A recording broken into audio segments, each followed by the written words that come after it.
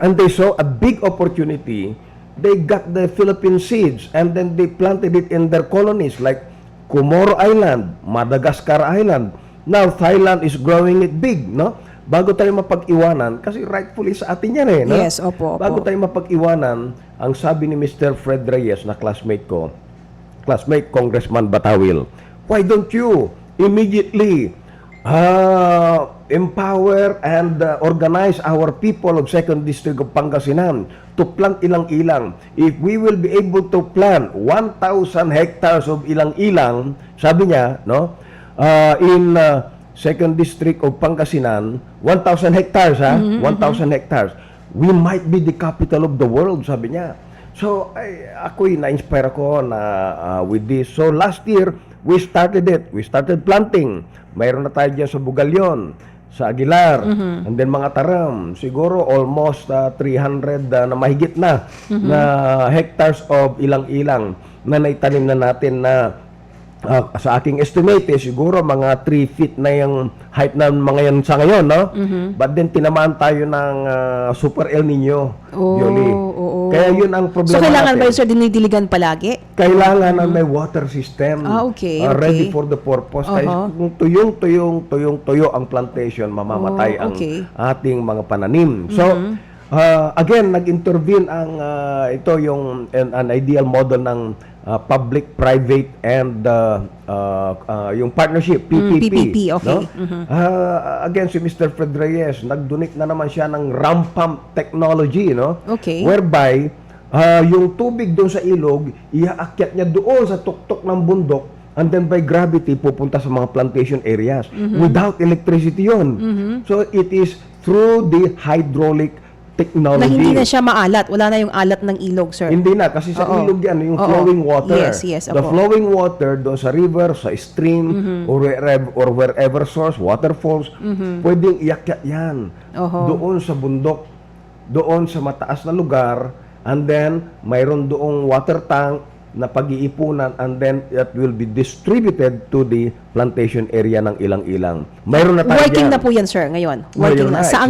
Saang mga areas na po? Doon sa, ito'y napapakinabangan na ng Hacienda Community Livelihood Association. Sa may... Diyan sa bandang kabundukan ng Bugalyon. Okay. Ang presidente nila dyan ay si Mrs. Jane Quillopas. Napakasipag na presidente. Accredited by the DNR. Okay. Nabanggit ko nga ito kay Madam Secretary Regina Lopez. Okay. Gina Lopez. Gina Lopez ng during DNR. the budget hearing ng DENR.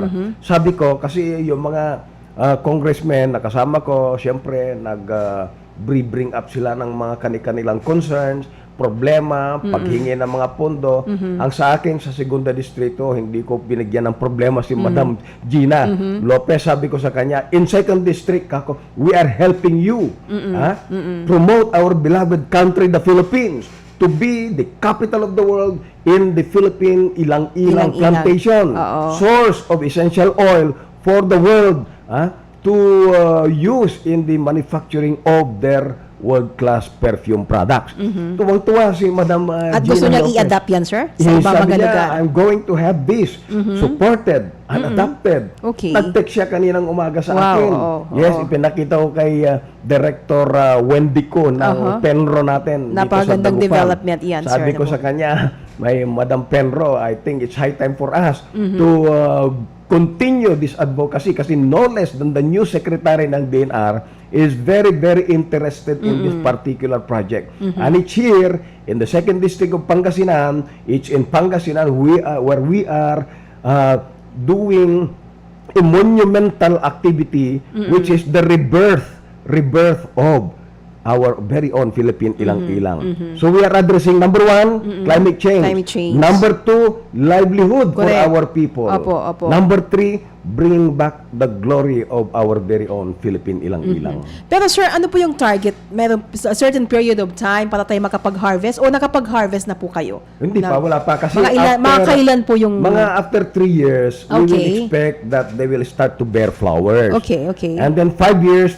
full bloom na yan. Start to really bloom in full ang mga ilang-ilang trees na ito. And then we can start to harvest 3 kilos per week per Okay. tree. Aha. So can you Oh. imagine that if properly cared for, organic dapat ang treatment. Kasi if you sell your essential oil as a world market, tetestingin nila yan kung ginamitan mo ng chemical fertilizer or spray or whatever. Hindi po pwede yun. Oh, kasi iba na yung scent siguro niya pag Yes, gaganon. kinakailangan organic. No? Organic ang gamitin mo. What is organic? Yung pong fertilizer na compost, yung mga manure ng baka, manure ng kalabaw, i-compost mo yan, pagka pwede na, and then yun ang i-apply mo. Napaka available, indigenous and available right there in the immediate vicinity. So, yun, pinupruning yung puno na yan para, kasi ang ilang-ilang, pag pinabayaan mo yan, mataas na puno yan. Mahirap mag-harvest ng bulaklak niya. Kaya, early on, kailangan kinakating mo ng kinakating para hindi siya tumaas ng tumaas. todo. Oo.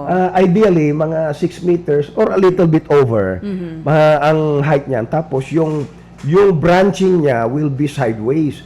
We call it crowning. Yung crowning niya will be sideways. Yung mga branches niya will magkaroon ng mga twigs and then magiging branch, twigs and then magiging branch. So you keep on pruning and pruning, including the branches. No? So you will have more branches which will bear flowers. Okay. And it will be very easy to harvest. To harvest. Kasi abot maliit lang siya. Kamay lang, Oo. abot kamay lang. Mababa lang siya. Ayun. So, sir, pag na-harvest natin to, meron to ba tayong ready buyer na pagbibigyan nito? Yes. O sila na magpo-produce? O meron na rin magpo-produce sa atin? The Fragrance Factory of the Philippines. Okay.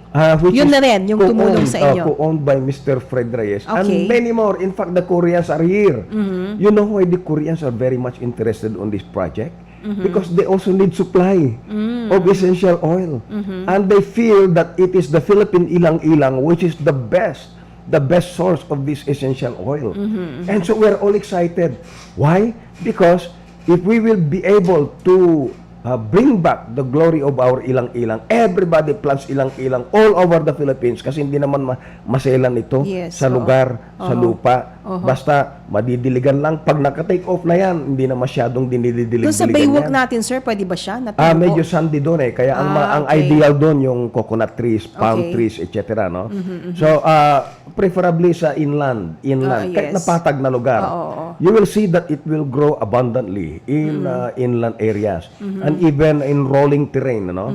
And you will see that it's a beautiful flower. Actually, pwede mong patubuin niya sa pot, sa masitera. At saka pag sa bahay, napakabango, di ba? Yes, sa masiterang malaki. Yes, yes. Magpatubo ka doon ng isang ilang-ilang, it will grow. And then ipruning mo ng ipruning. Mamumulaklak yan.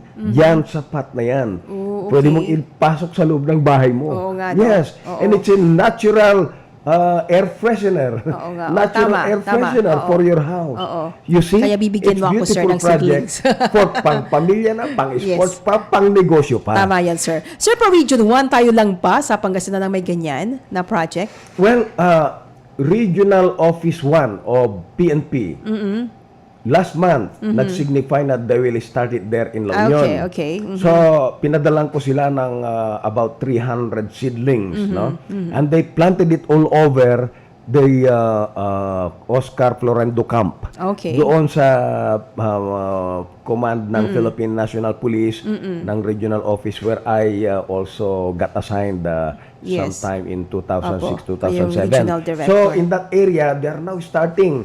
And then PMA, Philippine Military Academy. Sa Baguio, oh. Yes. Okay. The commandant of cadets there signified that they want to plant ilang-ilang all over Fort del Pilar, Baguio City. Pinatamnan din natin yon. So hopefully, after 3 to 5 years, ilang-ilang del Pilar all over Regional Office 1 in La Union, even Development Academy of the Philippines in Tagaytay. No, pinatamnan din natin ang mga compound doon, including Philippine National Police Academy in Silang, Cavite. No, napatamnan na rin natin yan. So, we are looking at the Philippine Merchant Marine Academy. Ang laking compound niyan, ilang hectareage of area in Zambales where we can plant more, no? And aside from that, some individuals na mayroon silang mga lupain, mga 1 hectare, 2 hectares, some are 10 hectares, na nakatiwangwang, they came to me. Sabi nila, Congressman Batawil, pwede ba kaming maging co-advocate mo? Sabi ko, tuwang-tuwa naman ako. No? Oo naman, So, I told them, okay. I give them the seedlings, you plant it properly, you plant the seedlings properly. Mayroon video kami. Before they take out the seedlings from my nursery, they watch the video. They learn how to plant it properly. Oh, that's And good. then I want Oo. them to internalize it by heart. Yun ang importante, no? Kung paano mag-alaga ng ilang-ilang. Exactly. Opo. What to do and how to nurture it until it bears flowers for their own livelihood. Ayun, that's good, sir. Na po, yan. So, papaano? Marami may mga questions na tayo dito. Paano magkakuha? Sino ang hahanapin para makahingi ng seedlings ng ilang-ilang mula kay Congressman? Okay, sa ngayon, mayroon pang naiiwan doon sa nursery natin sa Barangay Bueno. Kaya lang, nakadedicate na yan, nakakommit na yan doon sa mga people's organization. Kasi we are Okay. partnering with the people's organization. Sa Bugalyon pa lang is 120 hectares na ang pataniman dyan. Doon sa Aguilar pa lang, there are about 300 hectares. Pero, I think ang natin naman nila dyan is less than 100 pa lang, no? Doon sa mga tarim, dyan sa Bantukaling Planters Association, yung people's organization, these are marginalized constituents natin who group themselves together and applied for accreditation with the DENR, and then they became people's organization, and these are the priorities based on the guideline of DNR. Sila ang binibigyan namin ng priority. Yung naiwanan na diyan kasi patapos ng planting season, no? Dapat magplant tayo as early as May o first rain of May, ika nga, no? Ayun, Yan, opo, nagtatanim na tayo noon June, July, So, next year ulit. August, Dapat. September, 5 months of planting season. By October, tapos na tayo dapat yan kasi baka wala nang masyadong ulan, no? Although may mga tropical depression, pwede rin, no? But for as long as you can maintain it with the watering system, okay lang, no?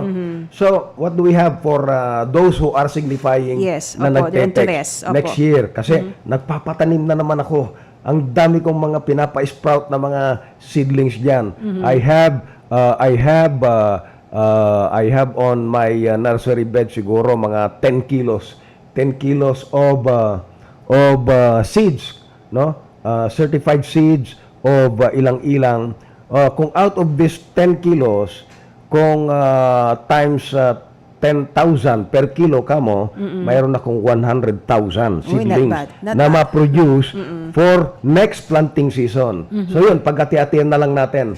Pagka medyo lumalaki-laki na into planting material, planting size, then I will give to those who are signifying. And I would like, no, I'm proposing na mayroong certain memorandum of agreement. Yeah, tama yun. Because Opo. I'm giving it for free, complimentary, di ba? Therefore, you should have also a responsibility. For example, you tell me that you are planting 1 hectare. So I will be giving you 276 Seedlings. Oh, seedlings opo, plus opo. yung mortality rate, no? So 300 ka muna, bibigay ko sa iyo. So you have to sign a memorandum of agreement. In that memorandum agreement, you will commit to really take care. Of course, tama yun. Kasi yan ay produkto yan ng pagod, pagmamahal Oo, at pera, no? Oo, tsaka nasa pusong at proyekto. puso, so nandun lahat ang seedling na yan Oo. ay pinroduce ng mga alam nyo ang mga nagtutulong-tulong para makaproduce tayo ng seedling. Yung mga active school youth doon sa Barangay Bueno. Kinagather yan ni Councilor Rick Pastor. By the way, birthday ngayon ni Councilor Rick Pastor o Happy mga birthday taram po. Pangasinan. Happy birthday, Happy Rick. birthday. Mabuhay ka, no? Ituloy mo yung ginagawa natin diyan. Ang ginagawa ni Councilor Rick Pastor ay ginagather niya yung mga active school youth. Sila ang pinaggagawa niya ng patting, ang tinatawag niya, nagpapating-pating, yung mga malilit na plastic na itim, no? Nilalagyan nila yan ng carbonized rice hull mixed with garden soil, and then doon inilalagay yung mga sprout ng ilang-ilang. Isa-isa yan, tinagtsatsagaan yan. Oo, no? At saka, Hindi basta-basta trabaho. hindi basta-basta. Kaya kailangan alagaan din ang mga Alagaan mo. hihingi sa inyo ng Kaya, seedlings. Tama yun. correct. Oo. And then, siyempre, ini-sprinkler niyan. Tapos, nilalagyan ng shade yan para hindi directly tamaan ng sunlight. At Kailangan talaga tender loving care. tender loving care. So, if I give you a seedling, plantable seedling of ilang-ilang, mahalin mo yan. Tama yun. Kasi that is the product of Yes. our lab, Oo. of our effort, of our concerted cooperation, no? All together, nandyan yan. So, alam mo, it breaks my heart when I give some seedlings to some planters, and then wala na. makakalimutan na nila, hindi nila maitanim. Oo Kung nga, tinatanong opo. ko sila, Nakakasakit kumusta ng yung damdamin. dinadala ko dyan na 50 pieces na 10 piraso? Ay, oo. Ay, hindi namin pa naitanim. Ayun, Ay, nako. sayang. Sayang nga po, So, tama yun yan. po ang aking pakiusap. Totoo yan, no? Kailangan lahat ng bagay na ibinibigay sa atin, especially pag kaya tungkol sa pangkabuhayan, bigyan natin atensyon, tender, loving care. Gaya po nila mga proyekto na pinagkakalob sa atin ng ating Congressman 2nd District. Isa po sa mga nakikita nating napakagandang project ninyo, sir, sa 2nd District, itong Baywalk sa May Lingayen. Pero sabi nga nila, nagko-cause down ng flooding sa Lingayen, itong Baywalk project natin dyan. Kasi di ba hanggang Binmali na yata yun, sir, no? Yung Tinutuloy nga po natin hanggang eh. Binmali. Ayun ang Pero bakit nakakal- may ganun na sinasabi na nagko-cause ng flooding o pagkabaha sa Lingayen ng Baywalk na yan, sir? Yun na nga ang nakakalungkot kasi pagka nakaranas tayo ng mga ganitong challenges, no? Pagbabaha, which is not the first time, no? In the past, kahit na wala pa yung Baywalk, nababaha naman na talaga tayo, no? Yes, actually. And then we opo. start finger pointing. They finger point on Batawil. Sabi nila, yung Baywalk mo ang cause ng flooding dito sa Lingayen Kaya nga po. and other places. Huwag naman ganyan, no? Kasi even before the Baywalk was constructed, na-flooded naman na tayo. And then the engineers answered that. Last Tuesday, ako mismo ang pumunta doon sa Lingayen, Sanggunian, at Apo. sinagot ko yan. So, I appeared in the presence of Sangguniang bayan councilors and some NGOs who were present. I told them that the Baywalk is not the cause of flooding of Lingayen. Why? Because yung mga natural waterways na galing sa inland papunta sa dagat ay hindi naman Hindi po na binarahan nasahan. yun eh. Opo. Hindi naman Tsaka binarahan, pinaganda pa nga eh. Tama, opo. Nilagyan pa nga ng waterway, culverts. So there is free flowing of water. So how can you finger point on the Baywalk as the cause of flooding when if there is a free flowing of excess water in the inland? So you look at your drainage. You look Correct. at your drainage system. The expert said that there is a defect in the drainage system. Whoever constructed those drainage systems in the past, hindi nila napag-connect, hindi nila pag-aralan yung efficiency. So, Tama, opo. so it doesn't flow towards the river, it doesn't flow towards the sea, it doesn't flow towards an area where they should be led, no? But nagiging stagnant doon. Kung yung mga pinagagawang drainage ay nagiging, yun na mismo ang imbakan ng tubig. Tama po yun. Plus, immediately after my talk with the Sangguniang bayan, I paid my courtesy call kay Mayor Iday Castañeda. At nagpasalamat siya na I'm concerned for Lingayen. For one, I'm from Lingayen, no? Of course. And sabi niya, Congressman, thank you for dropping by. And then inexplain ko yung purpose ko na nandun ako for that flooding of Lingayen. So, napag-usapan namin, including the Baywalk. At napag-usapan din namin yung mga existing drainage. So, she said na nalulungkot siya. Dahil sa yung mga drainage natin, ginawang tapunan ng basura. Ayan. Ay, O kahit saan po, ganun nangyayari. bago ang pinahakot niya ni Mayor Iday na mga plastic, mga Wala basura. sa mga drainage. So, I commend Mayor Iday Castañeda for her resolve, for her commitment to clean up our beloved town of Lingayen in spite of the very limited resources. Tama no? yun, opo. In spite of the very limited resources, pinipilit niya na maisaayos ang ating bayan, lalo na yung market area. So, what do we need to do in Lingayen? We need full cooperation of all people, especially the vendors, especially the buyers. Huwag nagtapon ng basura dyan, anywhere else. There should be an efficient collection, collection of a depository of this garbage, and then efficient collection, and then efficient processing right there in the solid waste management, and then that can be made into livelihood also. Yes, of course. Opo. Yung effective- May pera sa basura, sabi nga nila, di ba, That's it. sir? Opo. That's it, Violi. Opo. That's what I wanted to happen in our beloved town of Lingayen. And I am positive na as we go along with all our efforts gathered all together, we will be able to make our beloved town of Lingayen one of the best towns, not only in the district but also in the province, but even the whole country. Capital Yes, town, yes. capital town Yes, tayo that's eh. right po, It's po. not yet a city, Yes. but it's okay. Kahit na hindi pa city kasi medyo mataas kasi yung standard to become a city. Of course. To become a component city, you should be able to comply with 3 parameters. What are these parameters? Number 1, population. Number 2, area. And number 3, income. Income, no? Parang isa na lang yata kulang sa kanila, sir, eh. Population ba? Or... Dalawa lang requirement out of the 3. Aha. So kung population hindi pa rin. Sa area hindi pa rin eh. Sa income medyo pwede na, Okay. pero kulang pa rin, no? So what do we do? Hindi naman pwedeng encourage natin ang mga kababayan natin na sige mag-anak ng mag-anak para ma-meet lang natin yung 150,000 na Oo. population. Hindi. hindi. Baka mamaya problema naman tayo sa mga anak nilang palaboy-laboy, gano'n. hindi pwede yun. Hindi pwede yun. So, anyway, that's what it is. Siguro kung daytime population, kasi education center ang Pangasiang Lingayen eh, no? Plus government center. Daytime population, if that can be considered, maybe. Abot ba tayo? 150,000 na population? Maybe. Hindi natin matansya yun. So, the census, the National Statistics Office should be able to submit a report for daytime population and for the regular constituents of Lingayen, Lingayen. tama. And then pag-aralan namin, no, ipasa nila sa amin ng resolution ng Sangguniang Bayan recommending the cityhood of Lingayen, no?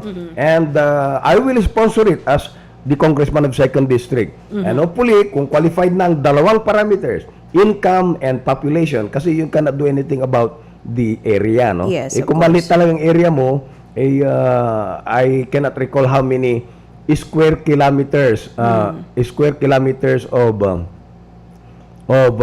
land area ang requirement, but we are not Hindi ka naman pwedeng we mag-expand cannot ng comply. basta-basta lang. Mag-expand, hindi pwede, no? So unless na we can annex one barangay from the other Town, town, I don't know kung papayag yung ibang Parang- town naman dyan. parang malabo yata Na yun, for the ano? purpose, Oo. malabo. No? So anyway, those are the things that I am working on now as your 2nd district of Pangasinan. I'm focusing my energies to the 8 towns, hindi lang sa Lingayen, no? Lingayen, the capital town, Binmalay, one of the biggest. Yes. One of the My biggest beloved towns, town. 2nd district. In fact, medyo malaki-laki pa ang population ng Binmalay as compared sa to Lingayen. Lingayen, Tama, sir. Opo. especially during campaign period. Opo. Tama yan, sir. Especially Marami kaming during botante election doon. period. Totoo ito. Opo, opo. Ha? You will find that na suddenly maraming Maraming botante ng nagre-rehistro na voters Gustong-gusto nilang sa Binmalay. Lingayen. Very dynamic ka muna. Ang election situation sa Binmalay Opo. and labalabay da so Inatawag na yung man Binmalay boto, kasama election. bumpun boto Akin kasi. Binmalay. And we have another big town, that is Mga Talam, Talam. of We have course. 82 barangays there, no? Yun, yan As ang pinakamalaki compared sa to 2nd 33 district. no? barangays of Binmalay. Binmalay and 32 barangays of Lingayen. So, 3 big towns, Lingayen, Binmalay, Mga Taram. and Mga Taram. And the other towns are catching up. Bugalyon, Labrador, Aguilar. Urbistondo, and Basista. Basista. So, all of these towns, nasa isip at puso ko lahat yan. And in fact, after this, iikot na naman ako. Pupuntahan ko na naman itong mga barangays na ito at saka yung mga bayan-bayan na ito and continue my consultation with them. Ayan, with or without election, andyan po yung ating congressman na nakikita natin, napi-feel natin siya at nakikita natin siya. At ito naman po, itong isang issue na to, sir, na hindi po mawala-wala sa isipan ng mga Pangasinense. Of course, yung tungkol naman sa kapwa niyo kongresista ng 5th District ng Pangasinan, ating dating governor at ngayon ay congressman ng 5th District ng Pangasinan, yung sinasabing suspension niya as congressman. Pero bago niyo po sagutin yan, sir, bago po kayo magbigay ng karagdagang kalinawan sa ating mga kababayan hinggil po sa isyong yan, heto muna ang ilang mga mahalagang paalala. SPN Say Pangasinan Natan. Pampalakas ng immune system. Boss Herbal Capsule. Pinagsamang lakas at sustansya ng banaba, okra, saluyot at Panax Ginseng. Boss Herbal Capsule. Ang bossing ng mga herbal. Bili na sa mga suki niyong botika. No approved therapeutic claims. Kamatayan. Yan ang parusang ipinapataw ng ibang bansa sa mga nahuhuli nilang drug couriers o mga taong nagdadala ng droga palabas at papasok ng kanilang bansa. Mula 2006 hanggang 2009, 205 Pilipino ang nakulong sa China at 75 doon ang nahatulan na ng bitay. Mag-isip ka, huwag maging biktima, huwag maging drug courier. Hatid sa inyo ng PIA at ng himpilang ito. Mga misis, tapusin na ang drama sa labada. Mag-Pride Antibacteria. Power bula, power laban sa bakterya. Buong araw sa trabaho, maghapong naglalaro, pawis at dumi sa damit ang pasalubong nyo.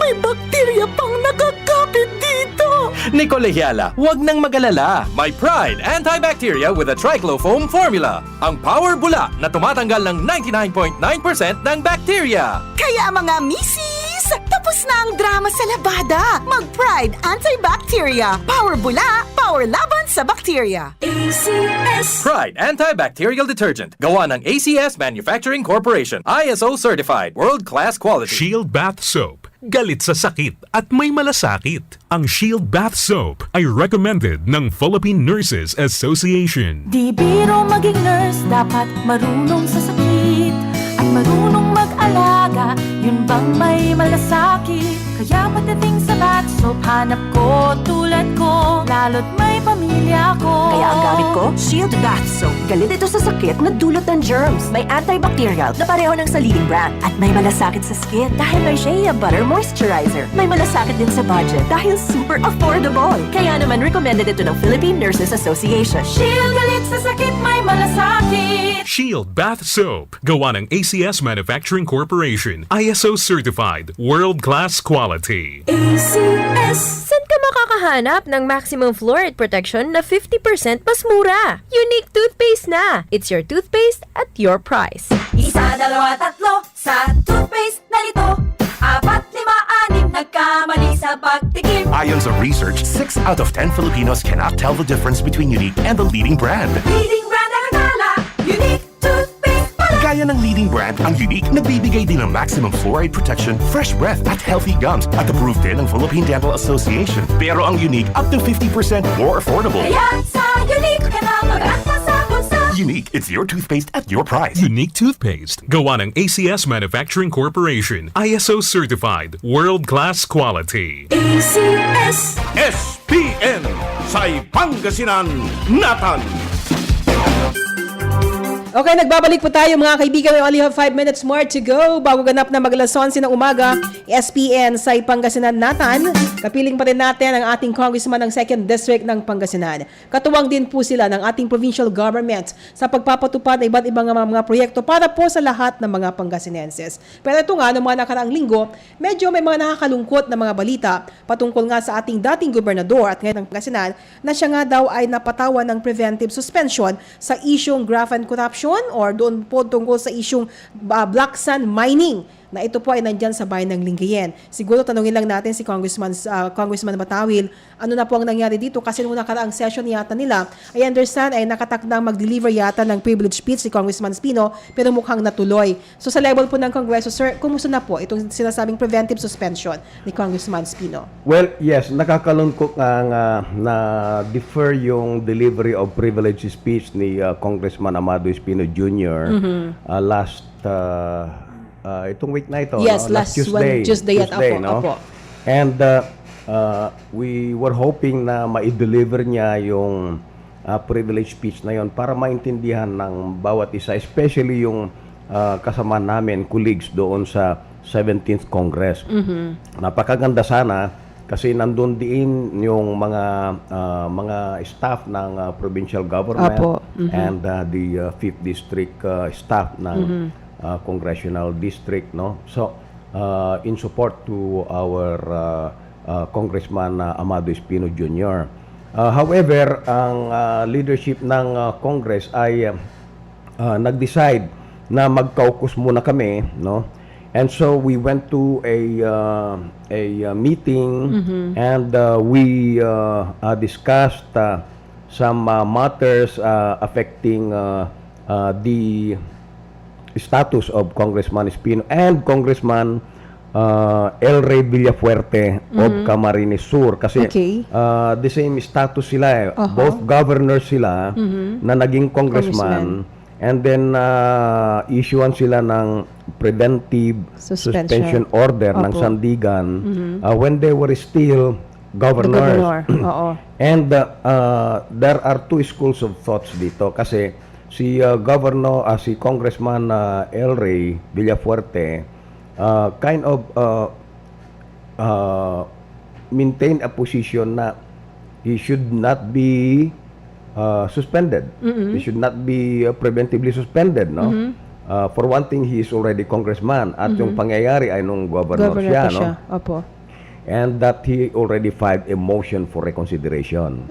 In the case of our former governor Espino, now congressman, ang daming humanga sa kanya dahil sa he wanted to deliver a message and state therein, of course, yung position niya that this is a part of a continuing political scenario, no? In our province na hindi matapos-tapos. But however, no, what is admirable in him is that he is willing to go through the judicial process. He is willing to go through the judicial process, honor, respect the preventive suspension order, no? However, binigyan din niya ng importansya ang liderato ng Kongreso by way of referring the matter to the Speaker and to the Majority Floor Leader. Na kung anuman ang kapasihan nila, kapasihan ng mga colleagues ay i-appreciate niya, no? So, that resulted to a meeting among us. And at the end of the day, ang naging consensus is that we leave it to the Speaker to decide on what to do for these two colleagues of ours na na-issuean ng preventive suspension order. And so for now, as of this moment, may naging decision na ba si Speaker, sir? We're waiting for it. Maybe pagbalik namin itong Monday, we'll be able to find out kung anong action taken ng Office of the Speaker. For the moment, as far as Congressman Espino is concerned, no, he's focused on the job, no.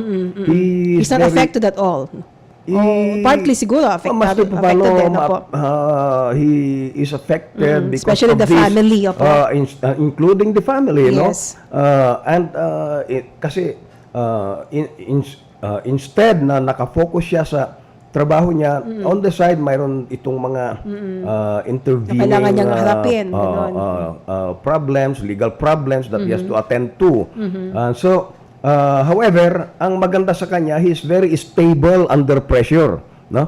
A very stable under pressure, which is a result of a training, intensive training sa Philippine Military Academy and in the service. Let us not forget, ito sinasabi ko palagi na si Congressman Espino, when he was the governor, no, ay talagang naiangat niya ang probinsya natin ng Pangasinan, no? Ay walang kaduda-duda yan. People all over the world, especially those mga Pangasinenses abroad, no? I just came from California, September 3, akong keynote speaker nila doon. And they were all praises for former Governor Amado Espino, now Congressman of 5th District. Ang sabi nila ay pinapahabot nila yung well wishes nila and prayers nila for Congressman Amado Espino Jr., no? And they appreciate all the things that he has done when he was the governor. making us from number 64 in the economic barometer Yes. to number 3. Oo naman. Number 4, I think. To number 4, no? Number 4, apo. So, I don't know kung umaangat pa tayo, but as of last, number 4 tayo, no? So, that is a very big That's accomplishment. something from 60. Out of how many provinces in the whole Philippines? Almost 80, I think, Opo. no? Number 64 tayo, ang layo-layo. Opo. That was when he started as a governor.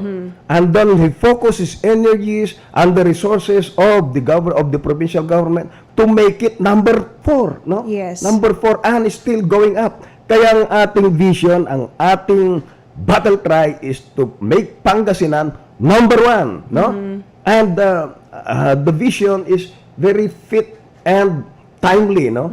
Pangasinan, to make Pangasinan the best place To to live. work, to invest, To to raise a live, family. and raise a family. So,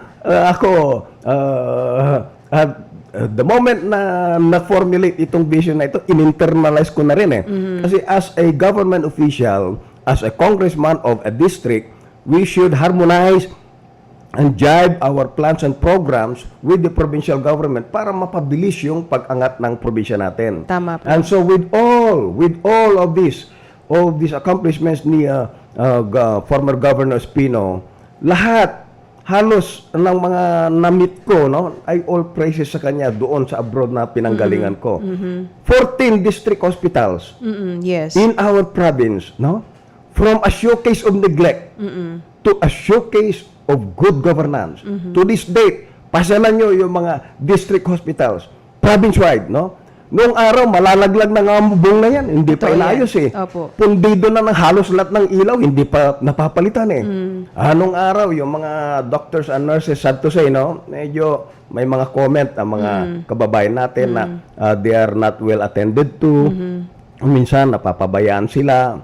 Well, siguro it's a perception, no? But now, no? You look at the doctors and nurses in all of these district hospitals natin, Pangasinan-wide. You can be proud of them. They are very, very professional. They're very, very concerned of their patients. Yung mga nurses, overload sila dyan. Sa totoo lang, no? I don't know the ideal ratio of a nurse to the number of Patient. patients, Opo. no? In other countries, ideally, siguro 1:100 or something like that, manageable, ano? But here in the Philippines, here in our province, baka 1:500 or even 1,000 or even more, no? Parang police lang, sir, no? Or parang police to population ratio, no? 1:500. Or even more. So can you see the heroism of our nurses, Yes. of our doctors, na day in and day out, ang nasa isip nila is how to make that patient very well. That is the attitude of our medical staff here in our province of Pangasinan. How to take care of our patients. Yung mga pasyente doon sa distrito ko, tinatanong ko sila, anong naobserbahan nyo doon sa ating provincial hospital sa Bulingit? Ang linis, sir, sabi nila. Napakalinis, napakabait na mga doctors, magaganda mga nurses. Ayun yun. Because of the very good leadership naman ng ating... No? Leadership example, inspiring leadership. Yes, right. Ganon yun eh. Nakaka-inspire. Susunod at susunod yun.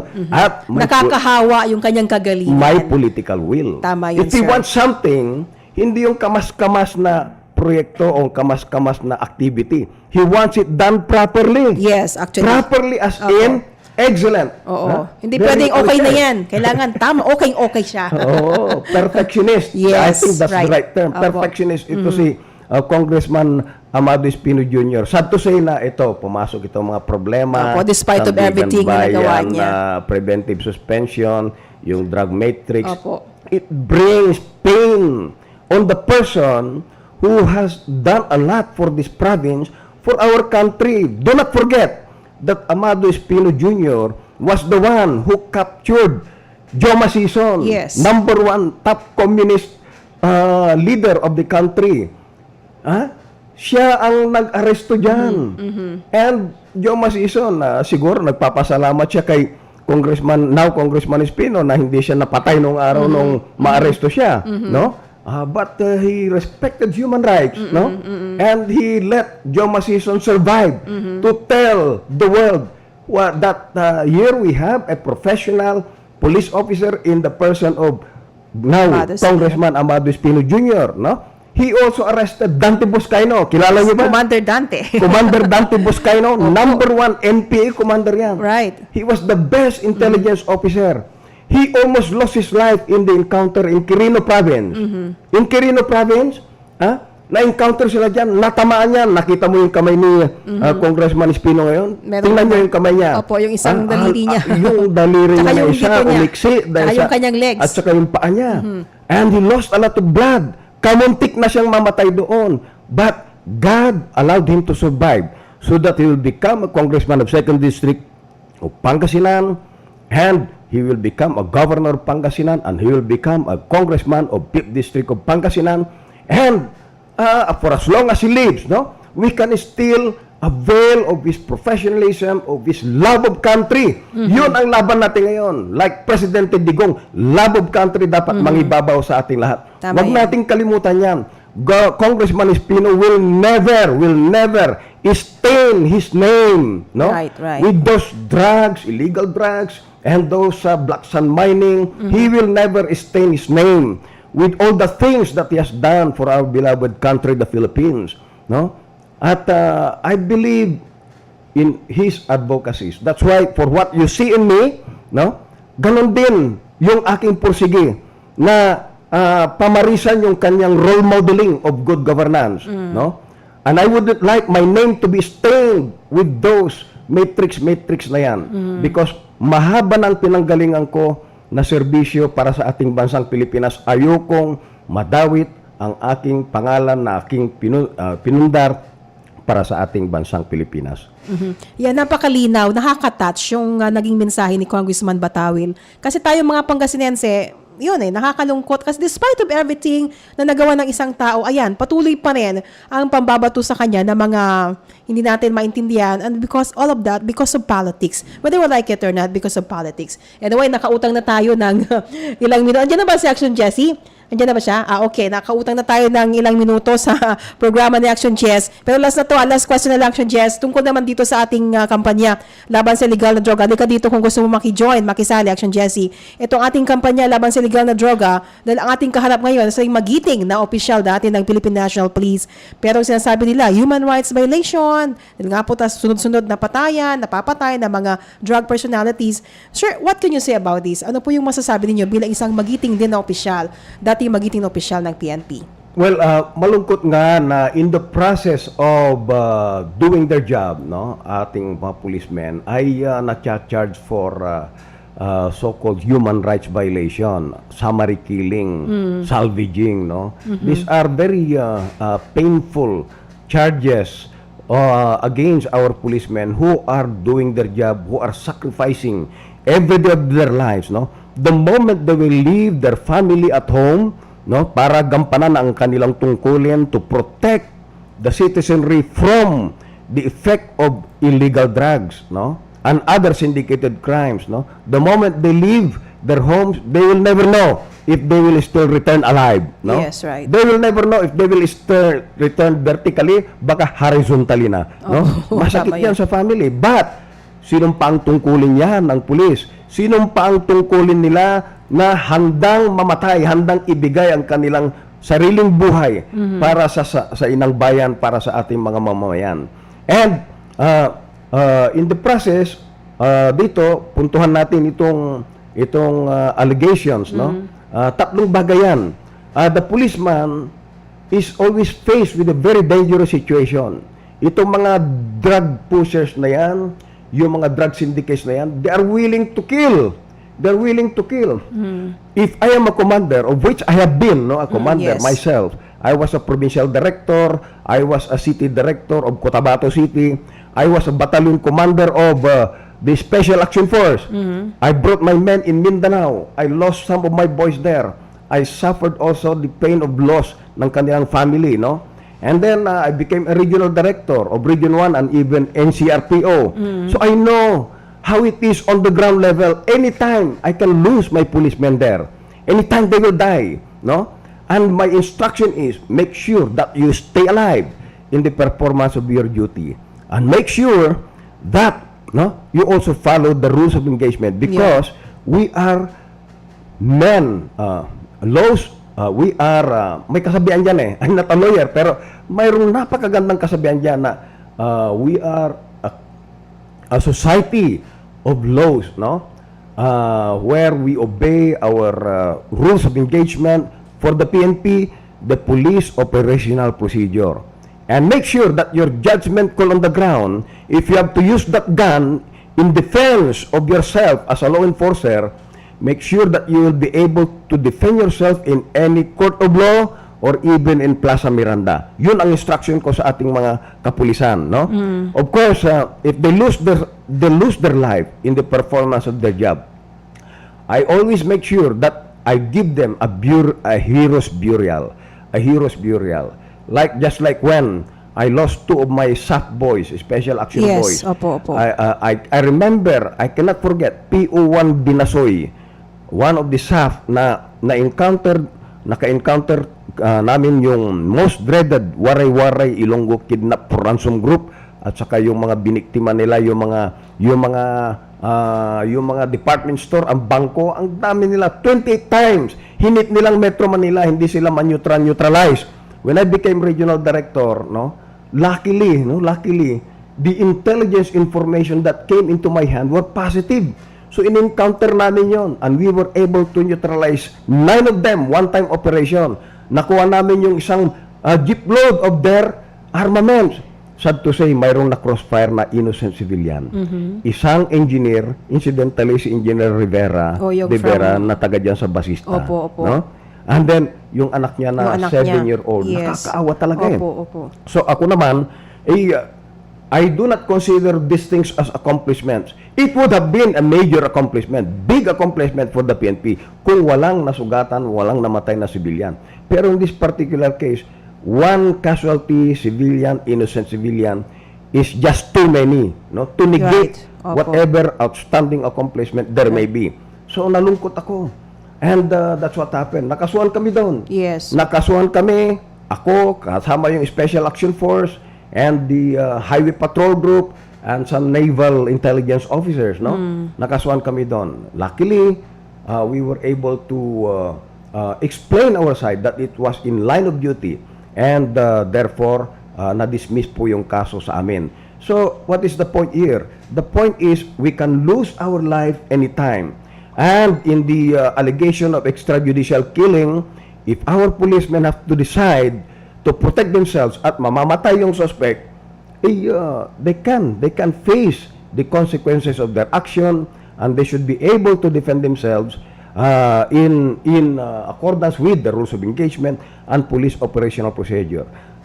Do not forget, na mayroon din dyan mga vigilantes na pumapatay ng mga illegal drug pushers.